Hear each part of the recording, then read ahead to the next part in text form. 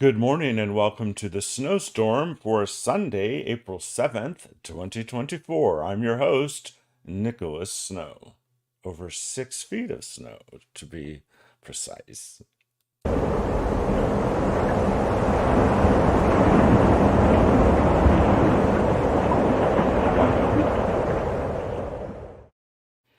So you may have seen the cover art for this show, which depicts handmaids, with an overt reference to The Handmaid's Tale, based upon the book by Charlotte Atwood, but most known because of the hit series on Hulu.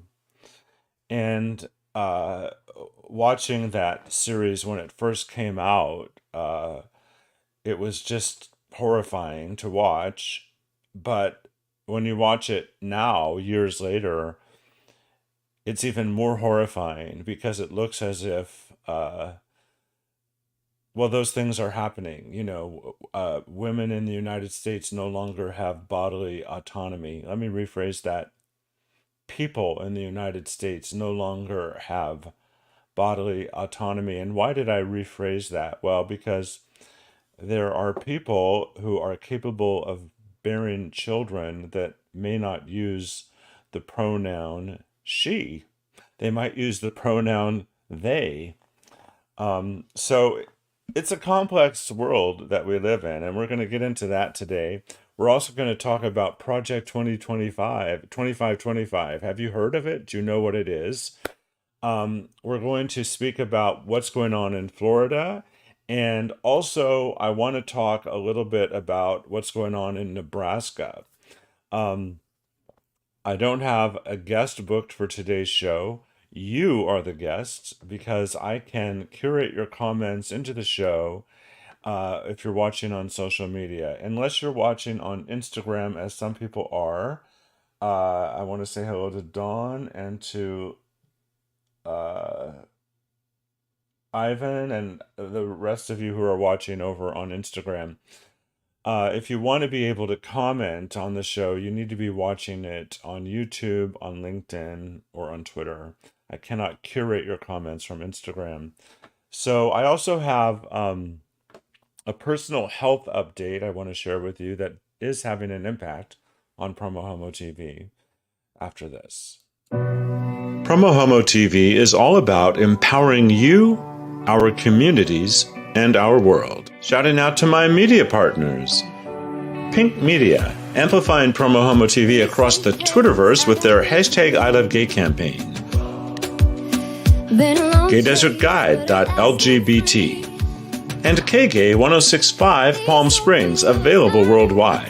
Ask your smart speaker to play KGAY.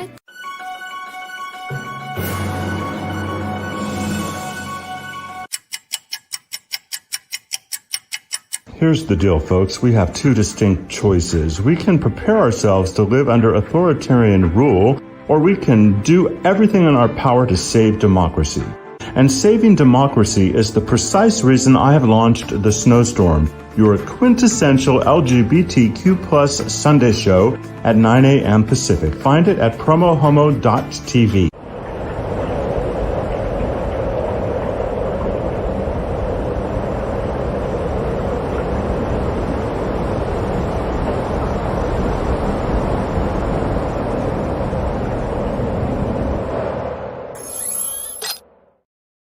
And we're back. So that is the graphic that I referenced at the top of the show.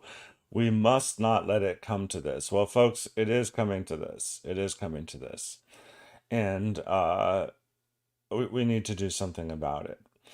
Before I get into the meaty topics that I wanted to discuss with you today, I wanted to speak a little bit about something that's been going on with my health and its impact on PromoHomo.TV. So I was born with a muscle disease that wasn't diagnosed until about the last 10 years. I always knew that I might have something because of the inability in my life to gain significant muscle mass in different parts of my body. Um, for example, my arms. I've never been able to do a pull-up in my life, and I had challenges running. there have been phases in my life where I was able to be somewhat athletic. For example, I did California AIDS Ride 2 before it became AIDS Life Cycle. And I would do back to back spinning classes and aerobics classes and circuit training classes. And I still have capability of doing some physical activity. But what I've found in the last year and more, working a full time permanent job to help support my life and this work, is that there's been a deterioration in my strength throughout my body because by the time I've worked an 8 hour day or 9 hours, if you throw in lunch, I haven't had the ability to, I haven't had the strength or the energy to do really one of the only things that is available to me to do, and that is physical therapy and self exercise.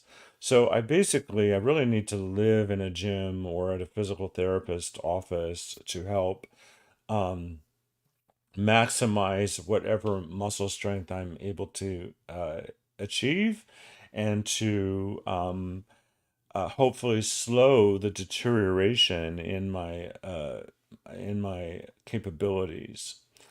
If you hang out with me, if I'm in your life, you know that already have a significant difference in the way that I walk. By the way, the name of the disease that I have, I'll just put it up on the screen for you.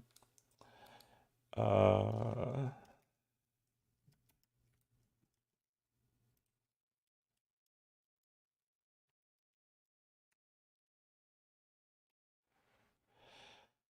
okay, this is the name of the disease that I have. It was confirmed with a DNA test, and PromoHomo.TV is an all volunteer operation, and and I volunteer, but I have supporters um, who donate as little as $3 a month, and some of them give as much as $100, and that's very helpful, and it allows me to meet the expenses that are associated with this.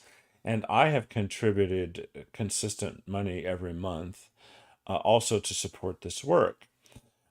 However, over a week ago, I have used the resource of the Family Medical Leave Act to reduce my hours at work in my day job to 50% to free up my afternoons to maximize my health.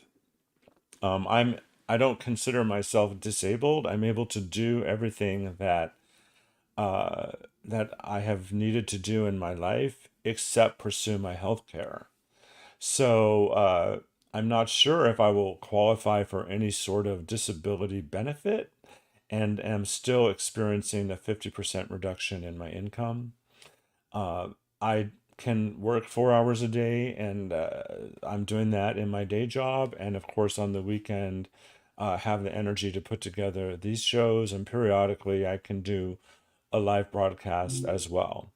And I'm going to continue to do all of that. And I also want to express some gratitude, not only for people that have always supported me and still support me in this work, but I really have gratitude that my experience with Nemeline myopathy is so different from many other people who have it. And my heart goes out to anyone that has a more severe condition of this disease, and especially, the young children, because if you have early onset of the symptoms of Nemeline myopathy, you might end up being wheelchair bound and on a respirator. And if you search the hashtag Nemeline myopathy, let me put that back on the screen. If you search the hashtag Nemeline myopathy, you'll find many courageous people that are dealing with the disease, and my heart goes out to them. And I've often used my own health journey to empower and inspire other people. I don't really know what experience, strength, and hope I have to offer around the disease of Mendelian myopathy because I'm in the middle of it and still trying to understand it. However, I wanted to share that with you and talk about its impact on uh, PromoHomo.TV. So there have been times where I've done nightly broadcast, and I'm still going to be doing this weekly Sunday Snowstorm.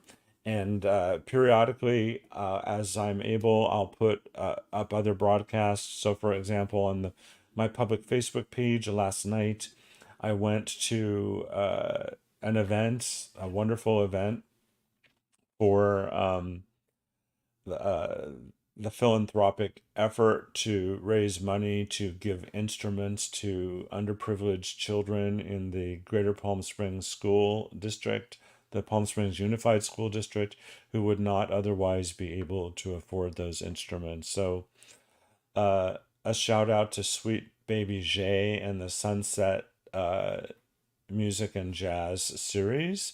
And you can find that particular piece on my public Facebook page under the name of Nicholas Snow. That has not yet been migrated here to the YouTube channel. Uh, so, with that, I want to segue into some information about the Project 2525, which is actually, excuse me, it's Project 2025, excuse me. The reason I say 2525 is there's this song, I can't attribute it, but I remember it from a childhood, and it says, in the year 2525, if man is still alive. And then it goes on, who of us may have survived? And I really don't remember the song, but I am asking myself, because of what's going on in the year 2023, what will be happening in 2525. But here's here's information about what uh, people want, some people want to happen. Now, I just want to say that before I get into that, if you're watching live, and I can see that I do have live viewers, and you have a question or a comment, and I can't do this over on Instagram, as I mentioned, but if you have a question or a comment and you're watching on any of the other platforms and you put it into the comments, I can curate your comment into the screen. So I just want to offer an open-ended question to the viewers. What's on your mind politically? What action are you taking to protect democracy? That's the question of the day. I also want to differentiate that, when I launched the Snowstorm on January 1st, I really made the mistake of positioning what we're facing as a Democrat versus Republican issue, and it isn't. Um, Many of the most important people in my world happen to be Republicans. Unfortunately, they happen to live in Arizona, and their only source of information tends to be conservative news outlets like Fox News or even OAN. So there are people that I love, and they are on the other side of this issue. They happen to believe everything that Fox News has been telling them. They are apt to believe that the January 6th was not an insurrection, but it was, in fact, just a simple tourist protest. They are likely to believe that the court system is being politicized against Donald Trump. They are likely to have a high level of misunderstanding about what it means to be transgender and why it's important to support the transgender community. And they are probably not aware of how at stake LGBTQ plus equality is, the rights that we've gained, and how they are being challenged and have the potential of being overturned, such as the Supreme Court's, some of the conservative members, their view on same-sex marriage. And some of the members of my family still believe that homosexuality is a sin, and you should hate the sin but love the sinner. So this is what I'm dealing with in my personal life. And I love these people, but I do know that we live in two different worlds, and I just continue to love them and continue to live my life and express my truth. And whatever's going to happen is going to happen. But I can have this conversation with you. I can participate in the political process. I can exercise my right to vote, and we'll see what's going on.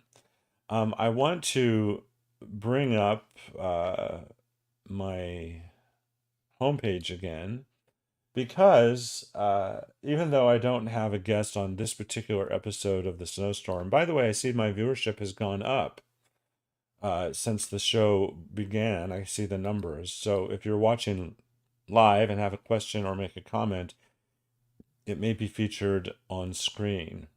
Um, so if we look at my homepage, I'm going to make myself small so you can see it largely. So this is the today's episode, but if you go to the actual homepage, and you scroll down on the homepage, you not only will see the most current episode, but you'll see recent episodes.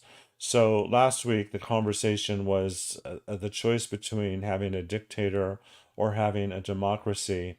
And my guest was Joy Silver. I have a clip of that show coming up, but you can find it there. It's a really powerful show.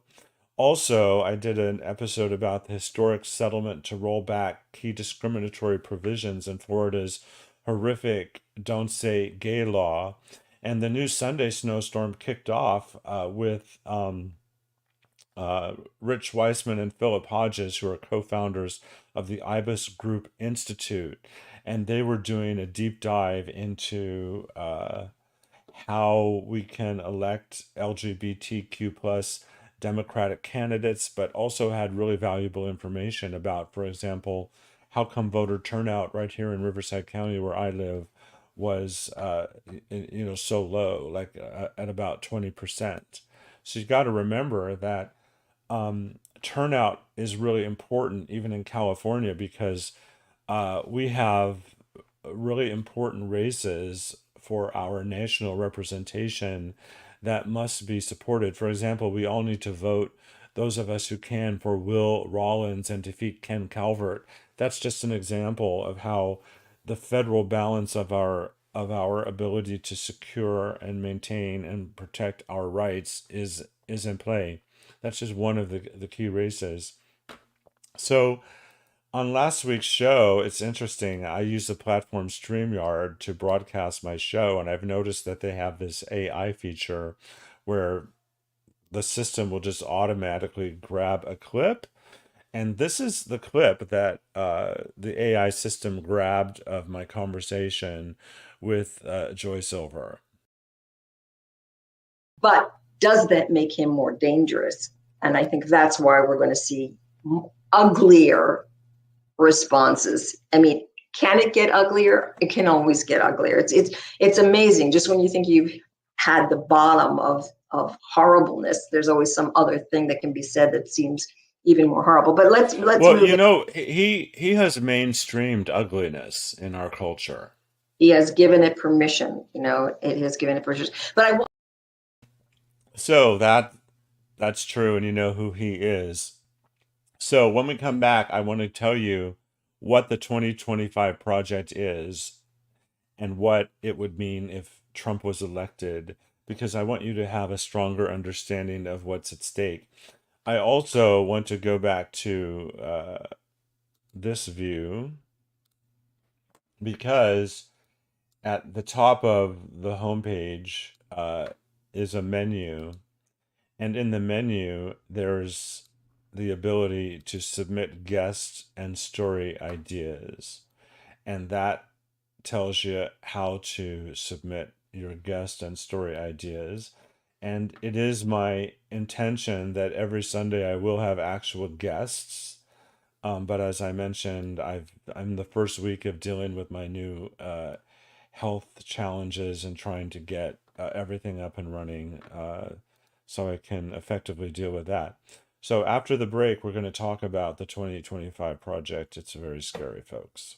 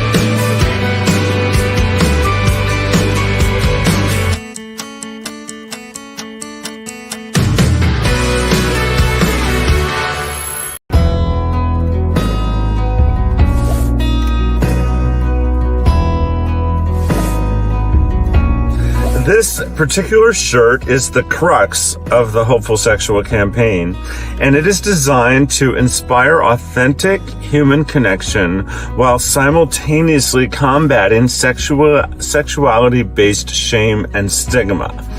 And the really cool thing is, if you go to hopefulsexual.com, it takes you to an Amazon store where this shirt is available in all sorts of styles, sizes, and colors. And I use the revenue to fund PromoHomo.TV. So check it out. I think almost everyone is a hopeful sexual, don't you?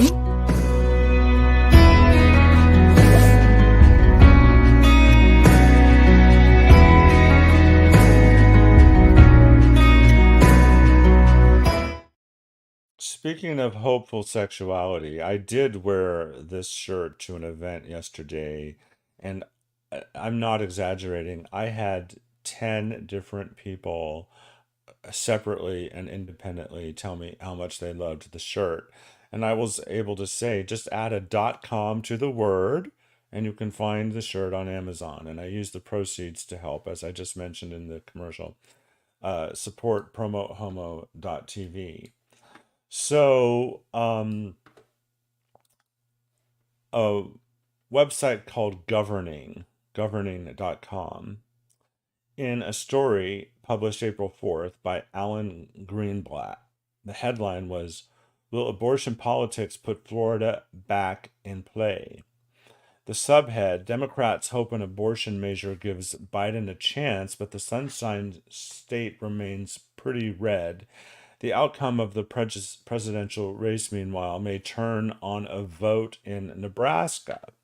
So, in looking at this story more and analyzing other reporting, um, Roe v. Wade had already been overturned when Ron DeSantis won his election, and he still went on to sign some of the most horrific abortion limitations ever.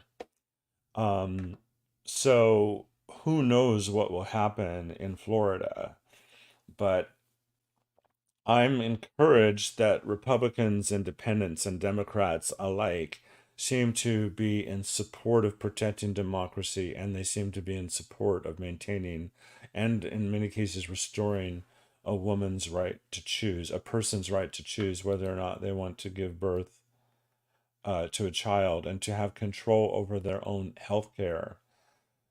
Because as we know, the issue is much more complex than simply having a woman choosing whether or not to terminate a pregnancy for any reason that is personal to them and their doctor. But most of the service, for example, that Planned Parenthood offers have very little to do with the termination of pregnancies, and have much, much, much more to do with women's health care issues. So, regarding Nebraska, so USA Today, in a story published, I think, today, Yes, in a story published today, the headline in a story by Carissa Waddick says why Trump wants to change Nebraska's electoral voting system. And the first couple of paragraphs, and you can go to usatoday.com to read this whole story. At the urging of former President Donald Trump, Republican lawmakers in Nebraska are pushing a last ditch effort to change the way the state allocates electoral college votes and adopt a winner takes all system that could impede President Joe Biden's chances of winning re election. Nebraska's current system allocates two of the state's five electoral votes to the presidential candidate who wins the majority of votes statewide. The three other electoral votes are awarded to the winner of each of the state's three congressional districts. So that's what's going on in Nebraska. But as I looked more deeply at the story, all indications were that this is not going to be successful in Nebraska. It would be such a dramatic change, and that the powers that be, Republicans, independents, and Democrats alike, probably don't want this to happen. And what I can glean is that it's not happening. It's probably not going to happen. I could be wrong, but it was reported a lot like this could like dramatically change everything. And I started to really believe that the producers of even the news programs that I respect seem to be going out of their way to keep us on edge, to keep us on the edge of our seats, sort of like in this state of terror. And Joy Silver on the show last week, and I really do encourage you to go find that episode. And she'll be back in the future. She's one of my favorite guests, and you're one of your favorite guests. Um, she advises us, don't watch the news. She's incredibly informed, believe me. I think it is important to be informed, but I'm trying to take her advice and watch a lot less news. So I promised that I was going to get into the. By the way, I've been calling it the. At the top of the show, I called it the 2525 project. It's actually Project 2025. Project 2025. And I'm actually going to post a link uh, to acknowledge the source of the information I'm about to share with you. I'm going to post a link in the comments. It's not visible on Instagram, but it will be visible wherever else you might be watching this show. To the Wikipedia page in which the Project 2025 is described. And so this is directly from that Wikipedia page. So, and I've financially supported Wikipedia in the past, the free encyclopedia. I encourage you to do the same. So, from Wikipedia, Project 25, officially the Presidential Transition Project, is a collection of policy proposals to reshape the executive branch of the U.S. federal government at an unprecedented scale in the event of a Republican victory in the 2024 U.S. presidential election. Established in 2022, the project seeks to recruit tens of thousands of conservatives to Washington, D.C. to replace existing federal civil service workers, who, by the way, have historically been nonpartisan, with Republicans, uh, excuse me, to replace existing federal civil service workers, which Republicans characterize as the deep state, to further the objectives of the next Republican president. Although the project cannot promote a specific presidential candidate, many contributions have close ties to Donald Trump and the Trump 2024 presidential campaign. The plan would perform a swift restructuring of the executive branch under a maximalist version of the unity executive theory. a theory proposing the President of the United States has absolute power over the executive branch upon inauguration. The development of the plan is led by the Heritage Foundation, an American conservative think tank, in collaboration with over 100 partners, including Turning Point USA, led by Charlie Kirk, the Conservative Partnership Institute, including former Trump Chief of Staff Mark Meadows as senior partner, the Center for Renewing America, led by former Trump appointee Office of Management and Budget Director Russell Vought, and America First Legal, led by Trump Senior Advisor Stephen Miller. Trump Senior Advisor Stephen Miller, the supreme white supremacist, in my opinion. Project 2025 envisions widespread changes across the entire government, particularly with regard to economic and social policy and the role of the federal government and federal agencies. The plan proposes slashing U.S. Department of Justice funding, dismantling the FBI and the Department of Homeland Security, gutting environmental and climate change regulations to favor fossil fuel production, and eliminating the cabinet departments of education and commerce. Citing an anonymous source, the Washington Post reported in November 2023, prior to the project's release, that Project 2025 includes immediately invoking the Insurrection Act of 1807 to deploy the military for domestic law enforcement and directing the Department of Justice to pursue Trump adversaries. Project Director Paul Dans, a former Trump administration official, said in September 2023 that Project 2025 is, quote, systematically preparing to march into office and bring a new army aligned, trained, and essentially weaponized bring into office a new army of, let me say this again.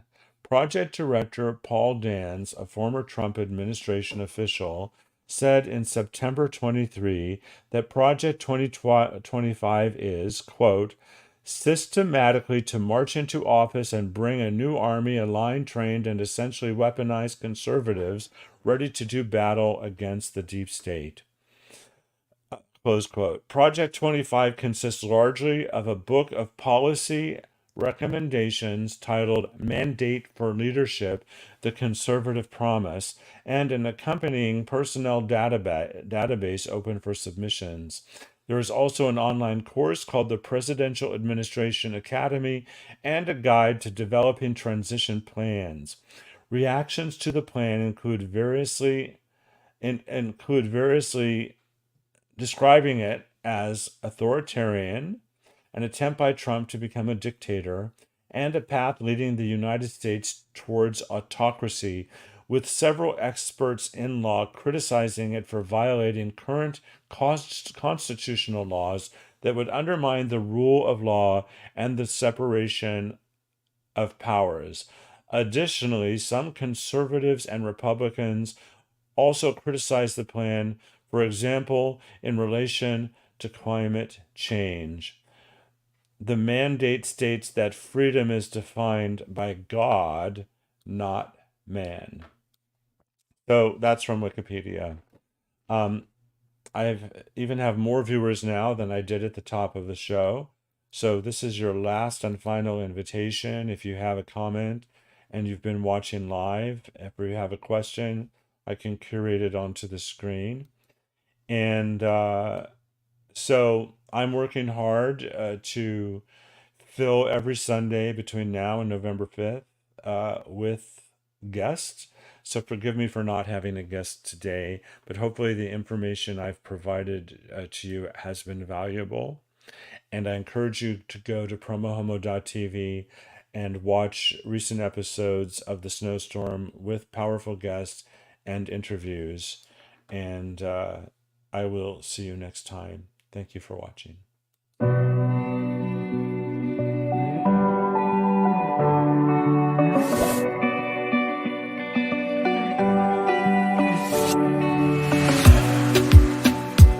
safe place, I got room to breathe. Been a long chase, but at last I'm free. These open woods, I knew I could find peace here. Nothing like the city where I got tired of the running, the catching up. I got hungry for the stunning high mountain tops. So I made some plans, some dreams to catch, to promised lands, to find my path, see the planet from greater heights. I have found a place out of time and space, far from city lights, up on greater heights. See the blue sky, feel the wind that blows, get the